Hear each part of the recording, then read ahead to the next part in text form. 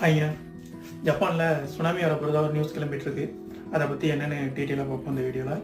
ஜப்பானில் வந்து சுனாமி வந்து இது ஃபஸ்ட் டைம் கிடையாது. ஆனால் இந்த முறை வரப்போகிறது 3 மடங்கு அதிகம்னு சொல்லியிருக்காங்க. ஜப்பான் டு பிலிப்பைன் வரைக்கும் பாதிப்பு இருக்கும் அப்படின்னு சொல்லியிருக்காங்க. ஜப்பான் டு பிலிப்பைன் வரைக்கும் நல்ல நடக்கும். அடுத்ததாக வந்து சுனாமியும் அதிகமாக இருக்கும் அப்படின்னு சொல்லியிருக்காங்க. இதெல்லாம் நடக்குமான்னு தெரியல. இதெல்லாம் வந்து ஒரு ப்ரெடிக்ஷனுக்கு ஏன்டா பயப்படணும்னு கேட்குறீங்களா? ஏன்னா பயம் இருக்க தானே செய்யும். 1999 இவங்க ப்ரெடிக்ட் பண்ணது 2011 வந்து சுனாமி கரெக்டாக வந்திருக்கு. அதனால கொஞ்சம் பயம் இருக்க தான் செய்யுது. இதை ப்ரெடிக்ட் பண்ணது வந்து வேற யாரும் இல்லை, ஜப்பானை சேர்ந்த ஒருத்தங்க தான்.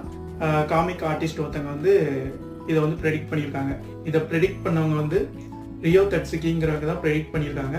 இவங்க எழுதின ஒரு புக்கு பத்தாஷிகா மீதா மிராய், அதாவது த ஃபியூச்சர் ஐசா.